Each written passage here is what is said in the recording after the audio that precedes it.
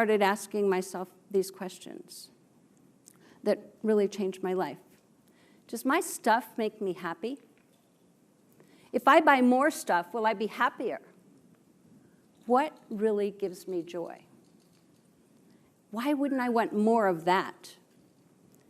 And did my life have to continue on this downward spiral? Or could I choose to actually create a life that I loved? After all, for 40 years as an interior designer, I've been designing other people's lives all over the country. Why not design my own? In December 2015, at a Christmas party in my home, a gentleman asked, "Rita, how much longer are you going to live in this big house by yourself?" I said, "Oh, in 1 year from now, I'm going to be living in a small apartment in Center City, Philadelphia." I have no idea where those words came from. Just kidding. But in that moment, I realized that my words created the future that I would live into. January 2016, I sat on the living room floor of my big home. I looked up and I cried. I had no idea where to begin. So rather than making downsizing a project, which is always harder, I decided to make it a game. So I called family and friends, many of them are here right now, and enrolled them in the possibility of helping me attack just one area of my home at a time for just 4 or 5 hours on a Saturday or Sunday. So week by week, for an entire year, they helped me disperse stuff that I'd collected over many, many years. Downsizing is not without emotions. At one point, I found my father's alarm clock, and I could hear him winding it to get up early to provide for our family.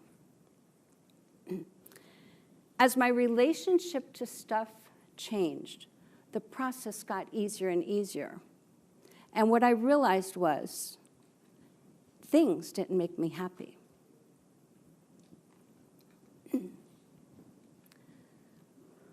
A year later, here I am, Center City, Philadelphia, my beautiful little jewel box apartment. I moved from my 5,000 square foot home in the country to 867 square feet in Center City. I gave away 95% of my possessions to people who needed them or wanted them. And I'm living on 5% of what I once owned.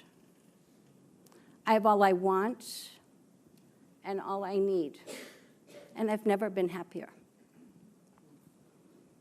I'm living that simple, joy-filled life that I experienced in Senegal. I'm living in alignment with what matters most to me.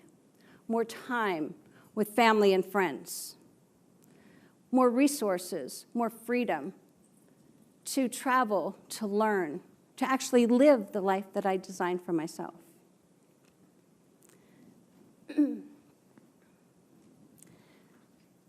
A ripple effect of downsizing is that I also downsized my company's work week for a better work-life balance. We now work 3 days, and we play 4. And, why didn't I do that sooner?